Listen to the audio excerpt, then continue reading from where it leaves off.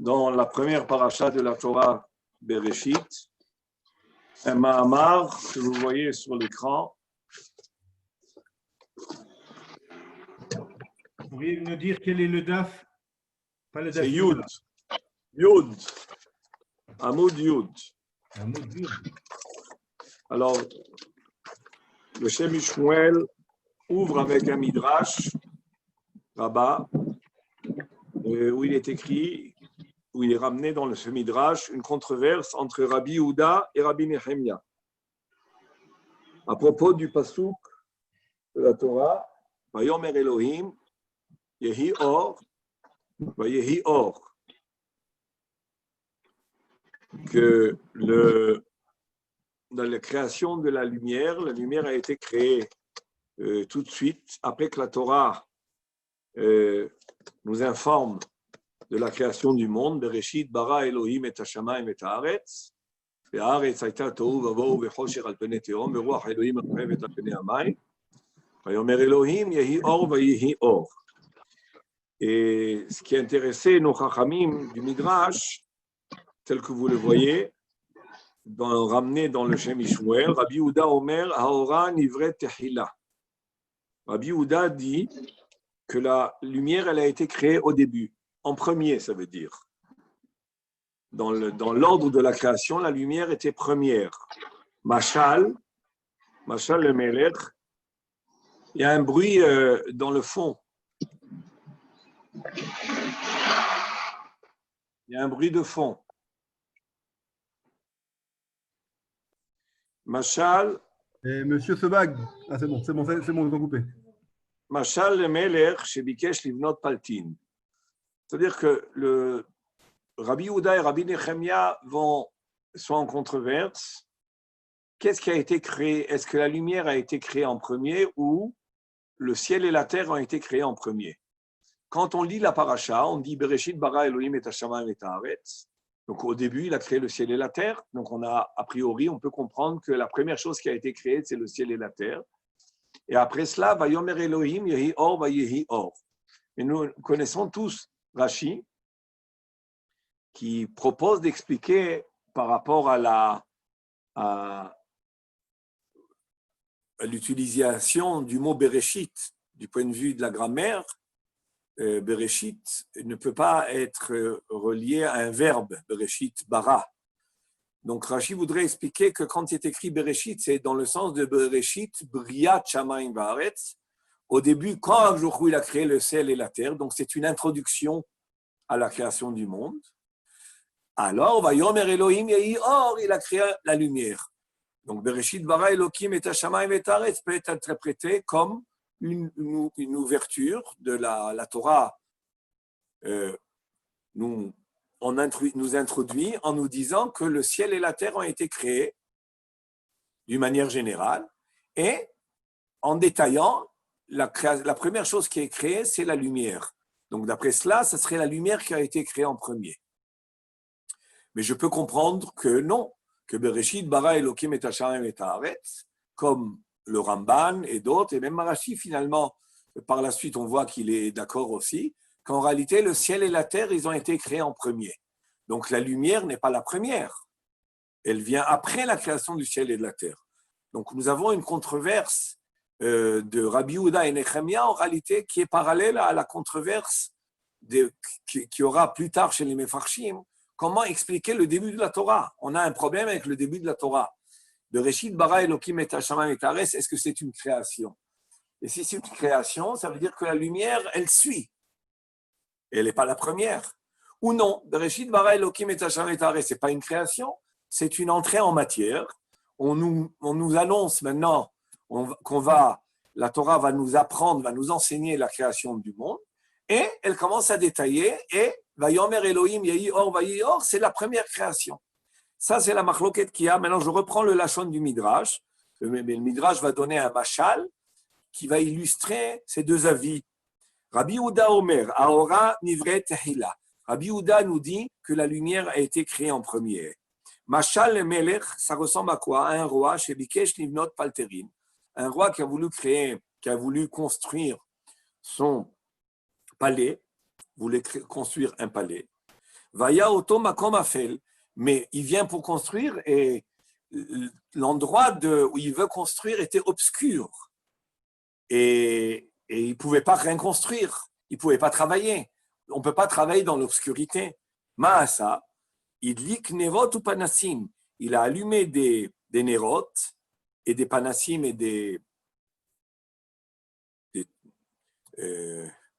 panassim, des lampes, on va dire comme ça. Il a allumé des lampes. Leda et Achokovia Timliusim, pour savoir comment mettre en place les yesodot, c'est-à-dire les fondements de son palais. Donc, la lumière était nécessaire pour pouvoir construire. Et donc, il a allumé des lampes pour pouvoir, et la lumière va lui permettre de construire. Car Haoran, il devrait être là, et c'est ainsi qu'Aujourd'hui, il a créé la lumière en premier pour pouvoir, a priori, éclairer la Metsiout, la réalité, la réalité qu'Aujourd'hui veut, en tous les cas, qu'on crée, et ainsi pouvoir construire. Donc, la lumière est un moyen qui permet de construire. Donc, Rabbi Yehuda, il dit que c'est pour ça que la lumière, elle a été créée en premier. C'est parce que c'est une lumière qui, en réalité, permet de mettre en place la création. Ça, c'est l'approche de Rabbi Yehuda. Et messieurs, je sais que vous avez sûrement beaucoup à dire sur ce point, et je vous invite à vous concentrer sur l'enseignement du Shem Ishmuel, parce que, bon, de quelle lumière il s'agit, comme on connaît tous que Rachid dit qu'on parle, a priori, on ne parle pas de la lumière matérielle que nous connaissons, on parle d'une matière la spirituelle, le Oraganos, et il a été mis de côté, etc. On ne va pas rentrer dans tout ça. On rentre maintenant dans simplement, c'est la lumière. La lumière, elle a été créée en premier. Et Rabbi Yehuda nous dit qu'elle a été créée en premier, que ce soit spirituellement parlant ou matériellement parlant, c'est elle qui a permis a priori, de voir comment mettre en place la création. Et Rabbi Nechemia Amar, mais en tous les cas, ce qui est intéressant de voir à travers ce Shem Ishmuel, comment l'interprétation de la Torah, elle peut être énormément enrichie et fondée quand on étudie le Midrash. Le problème, c'est que le Midrash lui-même, c'est quelque chose qui n'est pas toujours facile. Et là, on a un petit exemple intéressant de voir deux avis de Tanaïm, Rabbi Yehuda et Rabbi Nechemia, c'est des Tanaïm. Et ils sont confrontés sur la question, qu'est-ce qui est créé en premier, la lumière avant le ciel et la terre ou le ciel et la terre avant la lumière? Rabbi Yehuda nous dit la lumière avant le ciel et la terre, parce que sans lumière, on peut rien faire. Hein? Je dis ça simplement. Et Rabbi Nechemia, je continue dans le Shem Ishmuel, Rabbi Nechemia Amar, Haolam Nivra Trila. Non, Rabbi Nechemia nous dit non, le monde, il a été créé en premier. C'est-à-dire le ciel et la terre sont créés, et après ça, la lumière, Vayomer Elohim Yeor. Machal le Meler, ça ressemble à quoi? Un roi chez Bana Paltin, qui a construit un palais, et une fois qu'il a construit ce palais, puisqu'il veut résider dans le palais, il veut vivre dans le palais, alors qu'est-ce qu'il va faire? V'itera benerot ou panassim, il a installé dans le palais des nerot et des panassim et des lampes pour pouvoir finalement résider dans le palais. Donc, il y a la lumière qui permet la construction. Ça, c'est l'approche de Rabbi Yehuda. Et la lumière de la création, c'était la lumière qui permet la construction du monde, la création du monde. Et d'après Rabbi Nechemia, non, le monde, il est créé et la lumière vient éclairer le monde déjà créé, déjà construit. Atkan.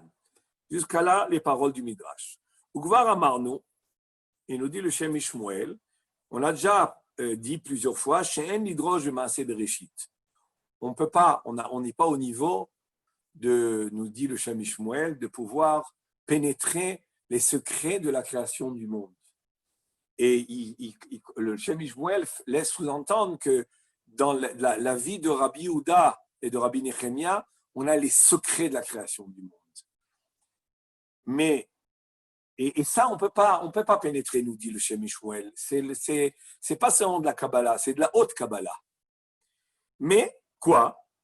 Rak moshu baolam ken u beshana venefesh. On a un principe, c'est ce que nous on voit dans le monde, on peut, à partir de cette observation sur ce monde, et quand on va réfléchir et méditer autour de la création, on va pouvoir appliquer les choses vers le plus haut, vers le plus spirituel. C'est-à-dire qu'on peut utiliser les dimensions de ce monde pour apprendre sur les dimensions supérieures. On peut, disons, s'inspirer des dimensions physiques pour comprendre le métaphysique. Ça, c'est un grand principe que les Mekoubalim utilisent le pasouk de Yov en disant « Mi besari eheze Eloa ». Un homme, il veut voir Hachem, eh bien, qui regarde son corps. « Mi besari », qui regarde son corps. Et c'est troublant, a priori, quoi, mais Arjochou, il n'a pas de corps, il n'a pas d'enogouf, mais non de moutagouf, Chazé Shalom, on ne peut pas associer à Kadosh Baruch Hu aucune matérialité, aucune limite, même pas spirituelle, on ne peut pas lui associer une limite, même pas spirituelle. Alors comment on peut dire? Oui, mais on peut apprendre du physique et on peut comprendre les choses qui dépassent le physique. On peut, à travers l'enveloppe corporelle, peut comprendre les enveloppes spirituelles et ainsi grimper à partir de cela au plus haut. En comprenant notre tefilin à nous, on peut comprendre les tefilin d'Akadosh Baruch Hu, malgré que les tefilin d'Akadosh Baruch Hu, elles ne sont pas en peau, elles ne sont pas en parchemin, mais il y a une dimension, c'est-à-dire que tout ce qu'on a dans ce monde-là, et c'est comme ça qu'ils ont commencé les Avot, sûrement, à connaître Akadosh Baruch Hu, c'est qu'à travers ce monde-là, ils découvraient les secrets et ils remontaient jusqu'au plus spirituel. Et on le comprend même du Rambam dans Mishneh Torah aussi, que le Rambam fait le lien direct entre la nature et les mondes spirituels et que tout est, en réalité, tout étant imbriqué, tout est, et l'un est revêtu par l'autre, ou l'un revêt l'autre. Alors, le Shem Shmuel nous dit, on ne comprend pas ce que c'est tout à fait en haut. La lumière avant la création du monde avant la lumière, de quelle lumière on parle, de quel ciel et terre on parle, on ne comprend pas. Mais une chose qu'on peut, c'est réfléchir par rapport à nous.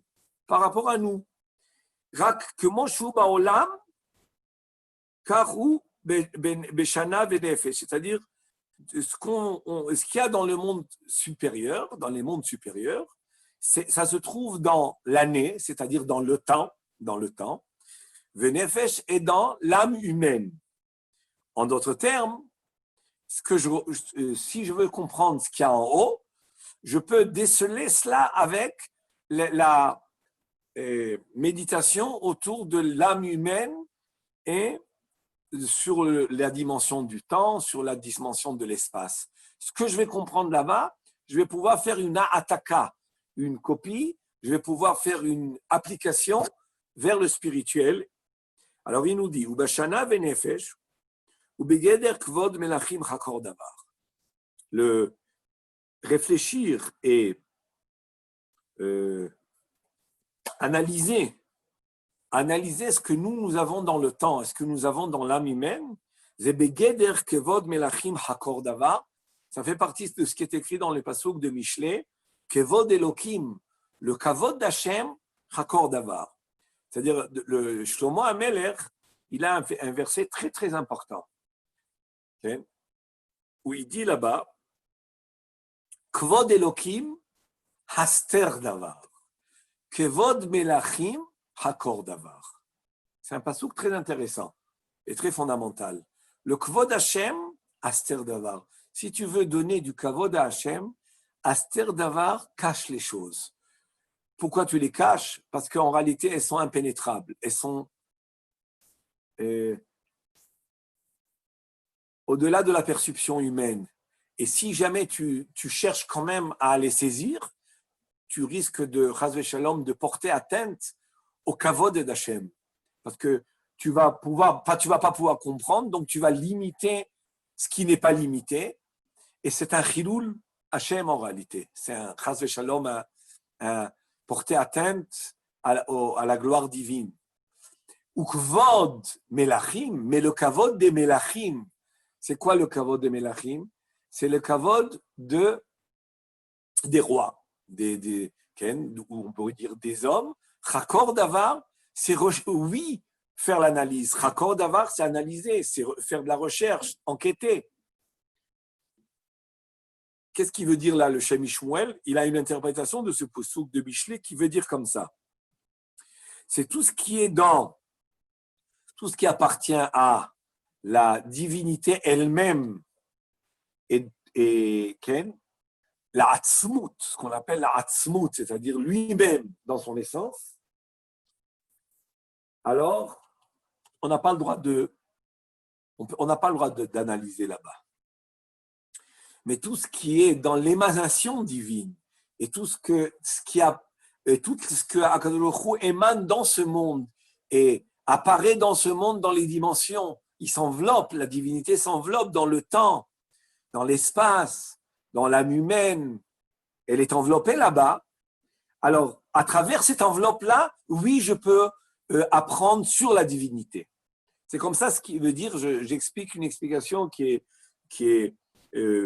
se trouve ramenée chez les Mekoubalim, c'est ça que ça veut dire. Shlomo HaMelech n'est pas venu te dire, tu sais quoi, la recherche de la divinité, non. La recherche de l'humain, oui, non, c'est pas ça. Il veut te dire, la recherche de la divinité en elle-même, dans sa dimension d'essence, non. Mais la recherche de la divinité dans ce qu'elle apparaît, ce qu'elle se dévoile dans le monde, à travers le temps, l'espace, à travers l'homme, et à plus forte raison à travers la Torah, c'est là-bas, oui, tu dois faire de l'analyse. Tu dois chercher. C'est pour cela que même dans l'étude de la Torah, vous voyez, le Am Israël, il est entièrement investi dans l'analyse, dans la compréhension. Pourquoi, a priori, on devrait prendre les choses avec Mimout? Il a dit comme ça, c'est tout. Pourquoi on va comprendre? Pourquoi on cherche à définir tout? Non, c'est ça le Kavod Melachim. Le Kavod Melachim, c'est-à-dire Akadosh qui règne dans le monde. Il y a Akadosh en lui-même, il y a Akadosh qui règne dans le monde, qui est l'émanation divine. Et là-bas, il faut, oui, faire de la recherche. Là-bas, oui, il faut analyser. Parce que c'est ça son Kavod Hashem, c'est qu'on le retrouve dans la Torah, on le retrouve dans le monde, on le retrouve même dans la nature. Alors là, à partir de ce principe, il va nous dire, on va faire une petite analyse simple maintenant dans le domaine de l'âme humaine. Et à travers cette analyse-là, chacun de nous va pouvoir essayer d'appliquer ça sur les dimensions qui sont plus supérieures. V'yesh lefaresh, shebenefesh ha'adam shayechet nami machloket zo. On peut expliquer que la machloket de Rabbi Yehuda et Rabbi Nechemia, elle concerne aussi l'âme humaine. Quelle machloket? Dans l'âme humaine, il y a aussi une lumière qui s'installe, qui éclaire l'âme. Mais il y a deux sens. Et quels sont les deux sens? Un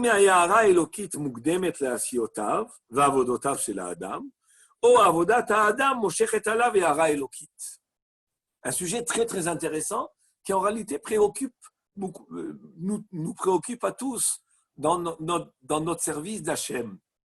On ne sait pas toujours, est-ce que l'essentiel du service d'Hachem, c'est quoi? C'est que on reçoit un réveil d'en haut, ou l'essentiel du service d'Hachem, c'est ce que nous, on va réussir à attirer comme lumière. Chez tout juif, ça s'est passé un petit peu comme ça quand Am Israël a été choisi. Vous savez que dans la Kabbalah et la Chassidut, Pesach, c'est Itaruta d'Il'ila. Shavuot, c'est Itaruta d'Iltata. Ça veut dire quoi? Pesach, c'est le réveil d'en haut, c'est-à-dire d'en haut, on vient nous réveiller. on sort d'Égypte, on n'a pas de mérite pratiquement. Et Akjoukou nous en donne, il nous sort d'Égypte. Ça vient d'en haut. La sortie d'Égypte, ce n'est pas quelque chose qui était pratiquement entièrement dépendant du réveil qui vient d'en haut. Alors que Shavuot, c'est l'essentiel de notre mérite. Au Matan Torah, c'est le Naaseh Venishma qui est un réveil d'en bas. Évidemment, ce réveil d'en bas, il est la suite du réveil d'en haut. Et c'est ce que le Shem Shmuel va traiter. Et maintenant, sur quoi travailler essentiellement? Se mettre en disposition de recevoir le réveil d'en haut ou de nous-mêmes, d'une manière active, créer une lumière. Alors, je reprends la dernière phrase ici dans les mots. Même dans l'âme humaine, il y a cette machloket de Rabbi Yehuda. Si je vais comme Rabbi Yehuda, d'abord la lumière. Après, quand il y a de la lumière, on peut faire. Sans lumière, on ne peut pas faire. On a besoin de lumière. Et c'est ça la vie de Rabbi Yehuda. Quand il a créé le monde, il a finalement installé dans le monde le processus que pendant toute l'histoire, c'est ça le bon processus. C'est quoi? C'est que d'abord la lumière s'installe pour pouvoir, après ça, agir, pour pouvoir travailler. On a besoin de lumière pour pouvoir travailler, pour construire le palais. L'homme, pour se construire, il a besoin de lumière. Une fois qu'il a la lumière, il peut se construire. Donc l'essentiel, c'est cette première lumière qui s'installe. Et c'est la vie de Rabbi Nechemia. Avodat Adam moshechet alav hara elokit. Non, l'essentiel, c'est pas ça. L'essentiel, c'est ce qu'un homme travaille, et par son travail, alors là, il va, grâce à tout son travail, après avoir construit, après tout le labeur de la construction, là, il fait place à la lumière. C'est pas la lumière qui lui permet de construire, mais c'est la construction qui permet à la lumière d'avoir sa place. Et nous dit le Shem Shmuel que ces deux avis, Rabbi Yehuda et Rabbi Nechemia, évidemment, c'est Elu ve'elu divrei Elokim Chaim. Les deux sont émet, et les deux doivent être en réalité considérés dans le travail de chacun de nous, dans le travail de l'homme. Pourquoi? Parce que si un homme il ne jouit pas d'abord d'une première lumière, je peux rien faire. Si je ne jouis pas d'une première lumière, je ne peux rien faire. Bon, je ne veux pas rentrer dans beaucoup d'exemples. Je vais vous donner l'exemple de Pesach Shavuot. Regardez par exemple, Avraham Avinu, en réalité, il a été pratiquement entièrement Rabbi Nechemia. Il a travaillé, il a permis à la lumière de s'installer. Mais en réalité, Avraham Avinu, il a engendré pour Am Israël par la suite l'inverse. Avraham Avinu, à quel âge il fait sa Brit Mila? À 100 ans. Je crois qu'il n'a pas dit dès qu'il était petit, tu es venu, tu me cherches, tu m'as connu à 3 ans, tu m'as connu, fais la Brit Mila. Non, il a donné la Brit Mila à 100 ans. Pourquoi? Parce que chez Avraham Avinu, on peut dire que il était la prina, il était dans le sens de Rabbi Nechemia. Tout construire pour après ça là installer la lumière. Mais il nous a donné à nous le mérite, Avraham Avinu, de recevoir, nous on fait l'inverse. Tout de suite Brit Mila. Pourquoi? Pour recevoir tout de suite une lumière de base qui va nous permettre de construire dessus. Je vous donne un exemple, c'est pas simplement pour vous faire comprendre que voilà, on a besoin, on rentre, on est né juif, on fait la Brit Mila, on a déjà une lumière de base qui nous permet après ça d'évoluer. Alors, il nous dit Shem Shmuel,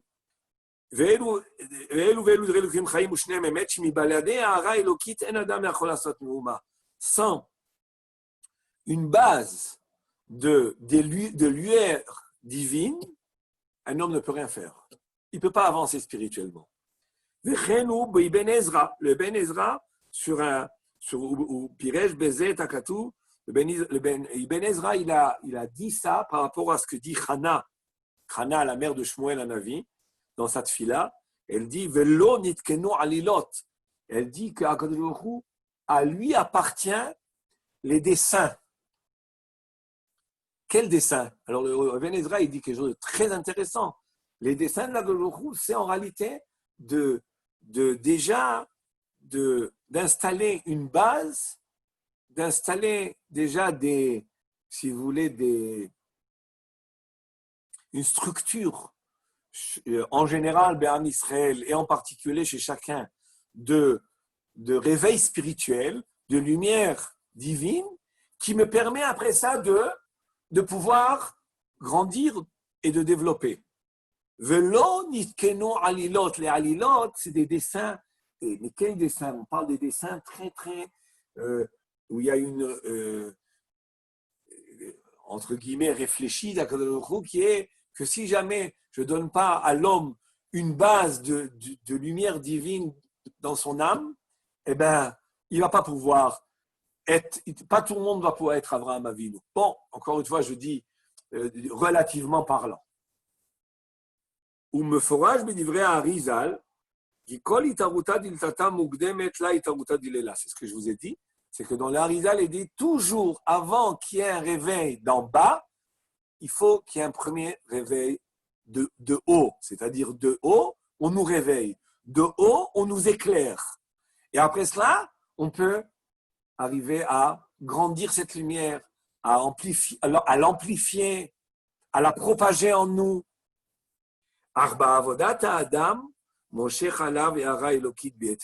Mais ça, c'est une base, c'est un fondement. Mais sur ce fondement-là, je vais, avec mon travail, pouvoir amplifier. C'est-à-dire que tout le monde est d'accord que l'homme est venu pour travailler. Et l'homme n'est pas venu pour recevoir d'en haut.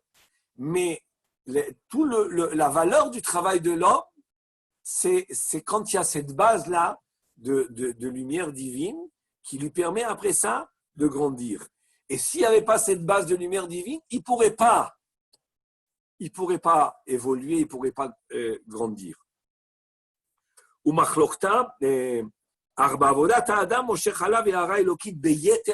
Avec le travail, un homme peut arriver à attirer sur lui une lumière divine beaucoup plus importante, beaucoup plus puissante. Alors, qu'est-ce que la machloket entre Rabbi Yehuda et Nechemia? Est-ce que la première lumière divine, qui est, d'après tout le monde, est une base? Est-ce que par le fait que c'est une base, on va lui donner une plus grande importance ou non?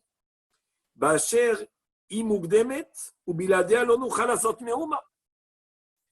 que sans elle, on ne peut rien faire. C'est vrai que ce n'est pas le fruit du travail de l'homme, mais sans elle, on ne peut rien faire.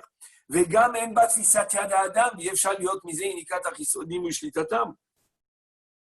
elle a l'avantage d'abord d'être que c'est une lumière divine qui vient d'en haut, donc, et sans elle, je ne peux rien faire. Et deuxièmement, elle a un autre avantage, c'est que comme elle vient d'en haut, elle n'est pas en danger, parce qu'une lumière qui vient du ciel, elle est entièrement divine. Et comme elle est entièrement divine, elle est épargnée de tous les dangers des mauvaises forces, des forces du mal. C'est ce qu'il nous dit. Il ne peut pas avoir d'emprise. Les forces du mal ne peuvent pas puiser. Alors que quand c'est une lumière divine qui est attirée par l'homme, le fait qu'il y a quand même l'intervention humaine, ça met en danger cette lumière qui vient d'en haut quand elle est attirée par l'homme. Ou Moramar, et là, ça c'est le premier avis, donc qui donne l'importance à la première lumière qui vient d'en haut. C'est l'avis de Rabbi Yehuda, qu'aujourd'hui il a installé dans le monde ce processus-là, que d'abord lumière, après sa création. Ou Moramar, et Rabbi Nechemia lui pense, la lumière qu'un homme va attirer par son travail, par son amal, par ses efforts, par son labeur, elle est plus importante. Mais Asher Iba, les Desruta Adam et Masaf, parce que ça vient par la Bechira, par le libre arbitre, ça vient par le travail, l'investissement, l'effort. L'effort, c'est quelque chose d'extraordinaire. Qu'est-ce que c'est l'effort? L'effort, c'est en réalité toujours, dans l'effort, je me surpasse au-delà des limites de la nature. C'est quelque chose d'extraordinaire, l'effort. Donc, il y a deux perspectives à la chose, il y a deux approches. Il y a une approche de dire, oui, je peux rien faire sans cette lumière. Donc, cette lumière, même si ce n'est pas la mienne, si ce n'est pas moi qui l'a créée, elle vient d'en haut, c'est elle qui me permet tout. C'est une approche. L'autre, ça c'est l'approche de Rabbi Yehuda. L'approche de Rabbi Nechemia serait non. Et d'accord, c'est une base. Mais la chose la plus importante, c'est ce qu'un homme obtient par son action, par son choix, par son libre arbitre. Ou les tachlitzot, et l'homme, il est venu dans ce monde pourquoi? Pour son travail. Pour qu'il mérite, pour que son âme mérite et qu'elle consomme le fruit de ses mérites et de ses actions. Bon, on pourrait se dire, bon, alors quoi? D'accord, alors ces deux aspects, ces deux approches, mais en réalité, ces deux approches, en réalité, c'est très théorique parce que finalement, on a besoin des deux. C'est tout. Donc, pourquoi on a besoin d'être en marloquette? Ils avaient tous les besoins de dire que. C'est ce que très souvent, une parabole que j'aime, enfin, pour illustrer, ça, j'aime bien donner comme exemple qu'un homme vient construire. Qu'est-ce qui est plus important? Les fondations ou le bâtiment? Hein? Qu'est-ce que vous dites? Sans fondation, le bâtiment ne tient pas. Et s'il n'y a que les fondations, il n'y a pas de bâtiment, il ne servent à rien, les fondations. Alors, c'est un petit peu. La marloquette de Rabbi Yehuda Nechemia, a priori, elle paraît être très théorique. Parce que finalement, on a besoin des deux. Et le Elouvel ou livré le Chaim Chaim, il est vrai. Est-ce qu'il y aurait une nafkamina à cette marloquette-là? Alors, on peut dire que non, il n'y a pas d'afkamina. C'est exactement ce que veulent faire les Tanaïm. Ils veulent justement te mettre en relief l'importance de chaque chose. Et chacun, quand il irait Rabbi Yehuda par rapport à ce qu'il était, il voit qu'il faut donner de l'importance à la base, à la lumière de base. Et Rabbi Nechemia, il voit que oui, certains, sans elle, on ne peut rien, mais finalement, l'essentiel, et c'est pour cela que l'homme il a été créé, c'est la lumière qu'un homme va attirer par ses actions vers lui. Mais ça reste encore un petit peu théorique. Je veux peut-être par la suite, et on va peut-être essayer de voir s'il y a une réponse à cette question-là, enfin à cette remarque que je fais, qui est a priori, bon, et alors c'est très intéressant ce qu'il a dit, le Shem Ishmuel, mais finalement, Maïlaf Kamina, on a toujours compris qu'il fallait les deux, finalement. Alors, en s'attachant à l'autre dimension qui est la dimension du temps. Jusqu'à présent, on a parlé de la dimension, de l'âme de l'homme, et on a parlé de qu'est-ce qui pénètre en premier. Est-ce que la lumière, la construction, qu'est-ce qui est plus important? Là, il va nous dire ça par rapport au temps, et il va choisir le sujet favori, qui est le Shabbat.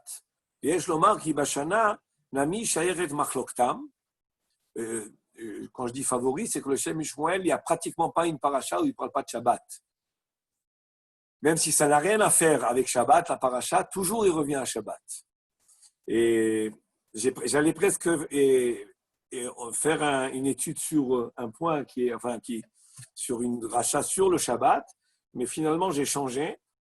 Mais c'est très fondamental dans la Torah en général et de voir que le Shabbat, c'est le centre de la vie.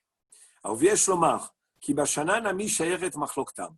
Même dans l'année, dans les dimensions du temps, il y a la même machloket de Rabbi Yehuda et Rabbi Nechemia. Dine, le Shabbat, kulum mitatrin benishmatin chadetin. Le Shabbat, chacun est orné et reçoit sur lui en ornement les neshamot, des nouvelles neshamot, keden shiruta disluta, et quand les âmes supplémentaires qu'on reçoit le Shabbat, tosefet neshama qu'on reçoit, nous pénètrent, shiruta disluta, c'est là qu'il faut commencer les tfilot de Shabbat. C'est là qu'on entame les tfilot de Shabbat. Parce que les tefilot de Shabbat, elles vont se faire pas dans les dimensions de l'âme du Chol, et là dans les dimensions de l'âme de Shabbat, qui est tout à fait une autre dimension, même si on ne le ressent pas toujours, mais en réalité, c'est beaucoup plus que ce qu'on ressent. Et quand on fait les tefilot de Shabbat, elles ont tout à fait une autre influence, et elles font elles vont atteindre des sommets que nous ne pouvons pas arriver au Chol. Au point que d'après le Harizal, rien que rentrer dans Shabbat, déjà on a atteint le summum de ce qu'on peut arriver dans les tefilot de Chol, avant de commencer à prier. Avant de commencer à prier le Shabbat, c'est-à-dire le vendredi soir, rien que la Gdusha de Shabbat rentre, on est déjà arrivé au plus haut que le summum, au plus haut que les sommets qu'on peut atteindre en semaine dans notre filote. Et vous imaginez qu'en Shabbat, en semaine, on arrive à la Nida de Shahari, très haut. Et bien le Shabbat, avant de commencer notre filote, rien que le Shabbat rentre, on est déjà plus haut. Et c'est ça qui veut dire qu'Eden Shiruta Ditzla, c'est là qu'on va commencer à prier réellement. C'est des vrais tfilotes. Les tfilotes de Shabbat sont bien plus hautes que les tfilotes de Chol. Mais on sait que Shamor, c'est la mida de la nuit. Alors on sait que dans les Luchot Abrit, est écrit dans Parashat Yitro, Zachor et Yom HaShabbat Lekadesho. Dans Parashat Vayitranan, Shamor et Yom HaShabbat Lekadesho. Et les deux ont été dits en même temps, Shamor et Zachor, B'dibur Echad Ne'emru. Mais ils ont été dits en même temps parce que les deux, en réalité, sont des paramètres de Shabbat et qui sont indispensables pour le Shabbat et qu'on ne peut pas dissocier. C'est pour ça qu'ils ont été dits en même temps. C'est pour ça que les Chazal ont insisté, parce qu'on ne peut pas les dissocier. Alors, qu'est-ce qu'on ne peut pas dissocier? Alors, il nous dit, Viadoua de Shamor Bidat Laila, on sait que le Shamor, qui est en réalité la négation, c'est quoi Shamor? Ne fais pas. Okay? Shamor, c'est-à-dire, garde-toi de faire. Okay? Donc, ne fais pas. Donc, c'est négatif. Et la nuit, c'est l'absence d'action. Par définition, dans la nuit, on est moins dans l'action que dans la journée, en général. Donc, c'est pour cela que le Shamor, ne pas faire du travail, ne pas travailler, en réalité, est beaucoup plus approprié à la nuit de Shabbat. Alors, Vezachor, alors que le Zachor, mais ça, c'est écrit déjà dans le Zohar, dans tous les livres. Vezachor, Midat Yom, alors que le Zachor et Yom HaShabbat, lui, il est approprié au jour, il concerne le jour de Shabbat. Vezachor ou Bemala et le Yona, c'est quoi le Zachor qui est, rappelle-toi, mais se rappeler, c'est plus que rappeler. Parce que Zachor, c'est une notion d'influence. Quand on dit l'Izkor, c'est en réalité se rattacher à quelque chose qui est loin.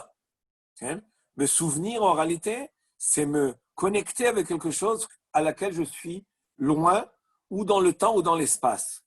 C'est pour ça que le Zachor, la racine du mot Zachor, c'est Zachar. Le Zachar, c'est l'union, c'est la connexion. Le mal, c'est ça qui crée le lien d'une manière active. Et c'est pour ça que la journée de Shabbat, c'est Zachor et Yom HaShabbat, c'est en réalité connecte-toi avec la Kedusha de Shabbat. Et c'est ça le jour de Shabbat. Zachor, qui est évidemment le sujet de la paracha aussi, Vayichulu Hashamayim Va'aretz, tout le Shabbat, il commence dans notre paracha. Mais Zachor, Dechura, Veshamor ou Nukva. On sait que Zachor, voilà, c'est Dechura, c'est mâle, Veshamor, c'est femelle, Deita Bezohar HaKadosh, comme il est écrit dans le Zohar HaKadosh. Mais c'est pour cela, comme je vous ai dit, que la notion de souvenir, qui est une notion de me rattacher, de me lier à quelque chose qui n'est pas là, ou qui n'est plus là, ou qui est passé, en réalité, c'est la notion de lien qui se trouve dans l'idée du mal, du zachar. Le shamor ou rak liot kli le kabel yara. Et le shamor, c'est quoi? C'est se faire un kli, c'est-à-dire un ustensile, un récipient c'est être un récipient, les kabel et hara elokit pour recevoir la lumière divine. Shehi haneshama yetera. Velishmor et atzmo shelo yeshote ameabed ma shenotnim lo. Et se préserver et se garder lui-même. Shelo yeshote, qu'il ne soit pas un fou ou un imbécile ou un idiot. Ameabed ma shenotnim lo, qui perd ce qu'on lui donne. Ça veut dire quoi? Ça veut dire que quand un homme ne fait pas de melacha b'yom HaShabbat, okay? Alors il est dans le shamor. C'est quoi le shamor? C'est être passif, mais c'est une passivité très importante. Parce que quand je suis passif, de ne pas faire de melacha, je deviens un récipient qui reçoit, comme la nekeva, je suis un récipient qui reçoit. Et c'est très important d'être un récipient qui reçoit, parce qu'à ce moment-là, je vais recevoir la lueur divine. Et comment je vais recevoir la lueur divine? En ne faisant pas melacha de Shabbat, en me gardant. L'ishmor et à Shabbat, c'est pas faire melacha. Et c'est d'une manière passive. Et c'est comme ça que je deviens un récipient. Donc jusqu'à combien il faut être scrupuleux et vigilant de ne pas faire de melacha b'yom HaShabbat, ni de oraita, ni de rabbanan, de bien étudier le Chot Shabbat en long et en large. Pourquoi? Parce que si chas v'shalom un homme, il fait une melacha b'Shabbat, ou il fait un issur de rabbanan, ou il transporte un mouktsé, ou il parle de choses de chol, et bien à ce moment-là, il va gêner cette disposition à être un récipient qui reçoit la lumière divine. Combien il faut étudier le Chot Shabbat et les réviser et être aussi éveillé le Shabbat de bien l'Ishmor Shabbat ki ilchato. On commence le premier Shabbat de l'année. Il faut, Bezrat Hashem, que on n'a pas les Chagim, ça nous manque. On aime beaucoup les Chagim. Il faut savoir que le Shabbat finalement, il est plus haut que les Chagim, puisque le Shabbat c'est la source de la Gdusha des Chagim. Techila, les Mikrae Kodesh, comme on dit dans le Kiddush. Techila, le Shabbat, c'est Techila, les Mikrae Kodesh. C'est le début des Mikrae Kodesh. Tout, Sukkot, Shabbat, tout ce qu'on veut, Sukkot, Kippour, Pessah, tout ce que vous voulez, tout puise de Shabbat. C'est l'origine de la Gdusha, donc on doit être content. On a fini les fêtes, ça va.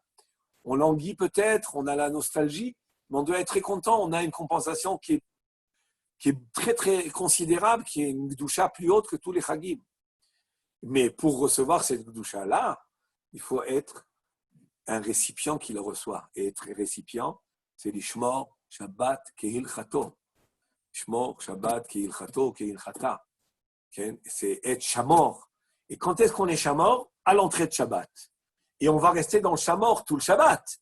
Mais dans la journée de Shabbat, on va rajouter une autre dimension, qui est la dimension de Zachor, qui va se poser sur le Shamor. Ube'ara elokit zo, tzarich ha'adam lehorer et asmo betorah. Maintenant, après que l'homme il n'est pas un idiot à perdre tout ce qu'il peut gagner.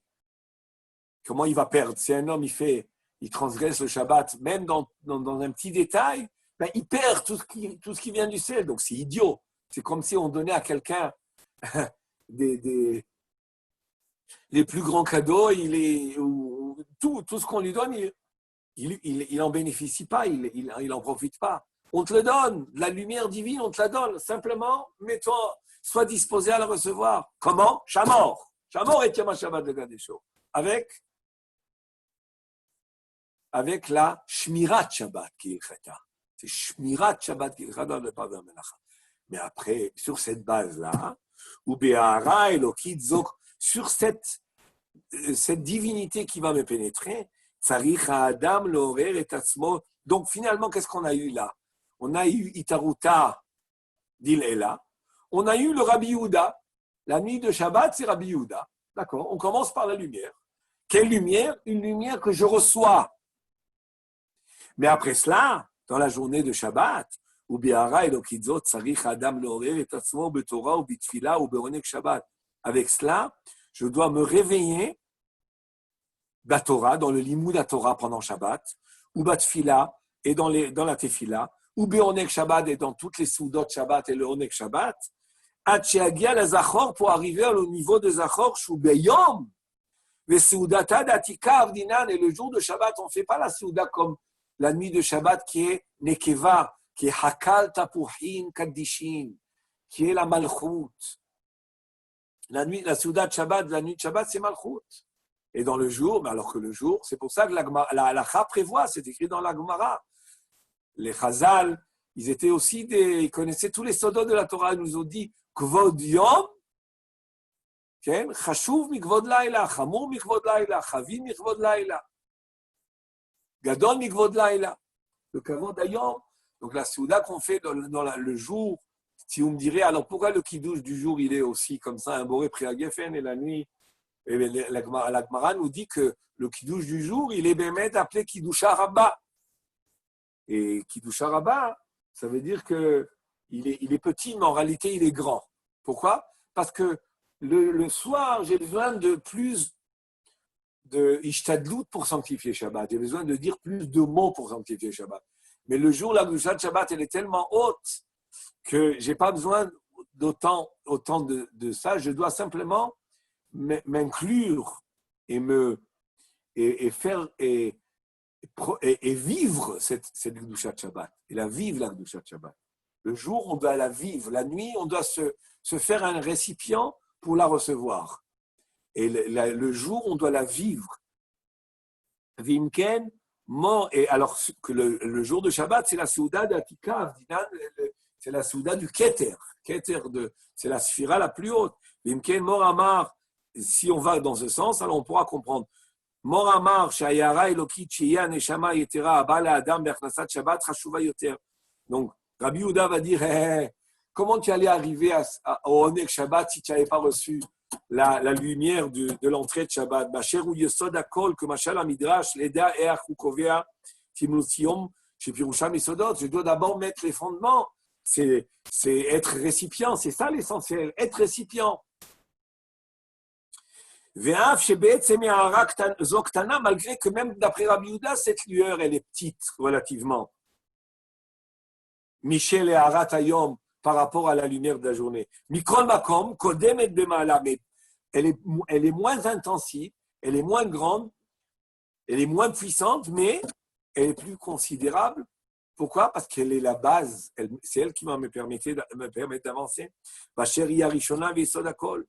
Ou Mor Amar, mais l'autre avis qui est Rabbi Nechemia, Amar, de Hara Shel Yom, la lueur du jour, Chashuva Yoter, elle est plus importante pour voir.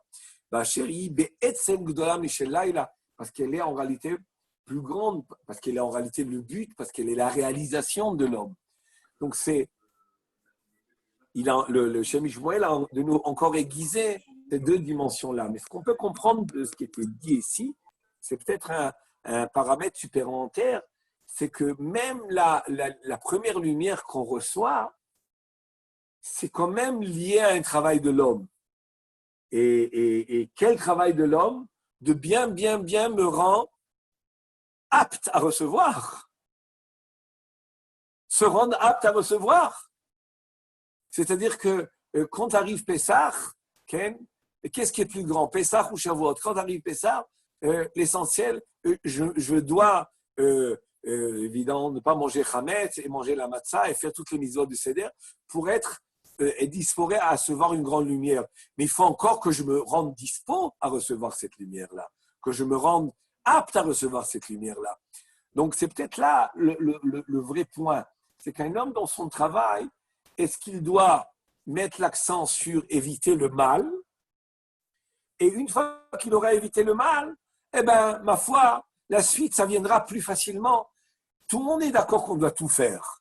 Hein? Mais quand on parle de perspective, un homme, vous voyez, même par rapport à Shabbat, on sent qu'il y a des fois deux approches à Shabbat. Il y a des gens qui ont une approche de Shabbat, assour, c'est interdit, fais attention, tout le Shabbat part autour du fait que c'est interdit. Et évidemment, on fait les séoudotes, on fait les tfilotes, mais on ressent le Shabbat surtout dans l'interdit. Et d'autres, on sent le Shabbat chez eux plus dans le côté de la tefila, des shiurim, des cours, des chavrutot. Et l'interdit, on le vit, évidemment, on ne fait pas de melacha. Et en réalité, les deux, c'est vrai. C'est-à-dire que être très, très, très scrupuleux sur ne pas transgresser le Shabbat, en réalité, ça te rend un tellement grand récipient, ça te rend tellement un récipient parfait qu'après cela, et ça sera tu seras beaucoup plus facilement, tu vas pouvoir recevoir la lumière, et peut-être que plus facilement en faisant tes tfilotes et ton limoud Shabbat, tu vas pouvoir jouir de cette lumière du Zachor.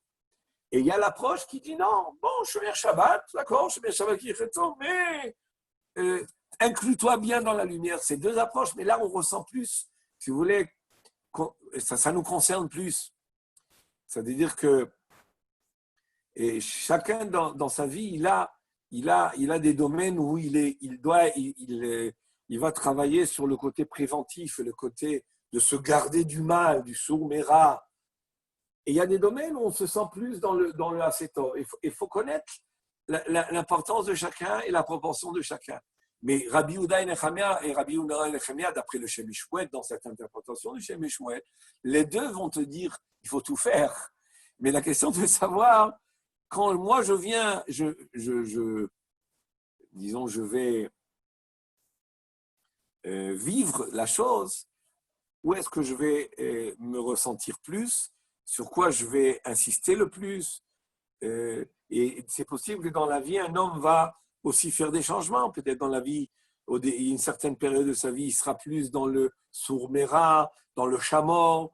Et voilà, je pense que ça invite à une réflexion et aussi à un cheshbon nefesh, une analyse personnelle de chacun, de bien. Et des fois, on voit très souvent que la préparation et se rendre apte, c'est si je l'ai bien fait, après ça, la lumière avec laquelle je vais jouir, elle va venir je vais très vite être, disons,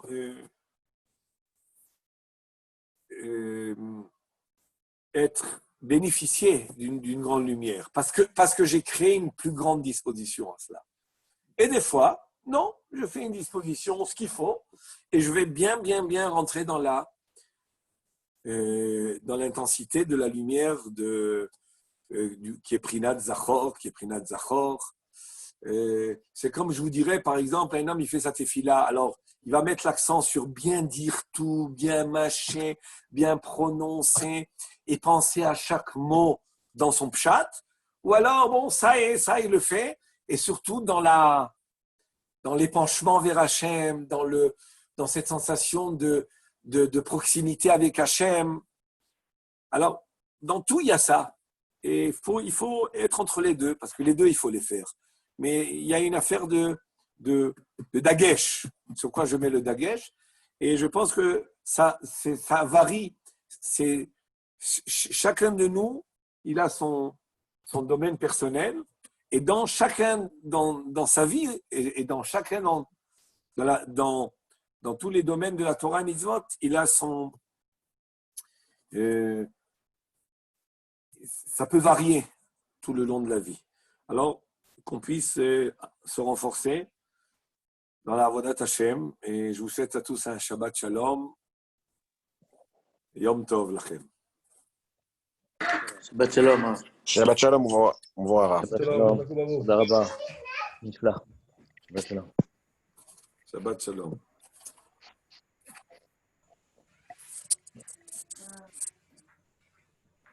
שבת שלום. הרב, אז אנחנו עושים רק תפילה אחת? כן, השבת וגם שבת הבאה כנראה תפילה אחת בנט, ואחרי שינוי השעון אנחנו כנראה נחזור למניין של 8, ונראה, המניין המרכזי יחזור להיות 8, ומניין נץ, אם ירצו בעצמם לעשות... לא, אבל צריך לחזור לשיעור אורח חיים וכל זה. אורח חיים אני לא יודע אם יהיה בחורף, כי בחורף הזמן מאוד מאוד מצומצם, זה אני לא יודע. בחורף זה קצת קשה, נראה. כי יש שיעורים, השיעורים בחורף מתחילים מאוד מוקדם, סביבות השעה 2:45, 2:30, 3:45, אז אין זמן לעשות גם זה וגם זה. אז נראה. אם נוכל לעשות, אולי לפני התפילת שחרית, אבל זה אני צריך לשקול ולראות איך אני מתרגם.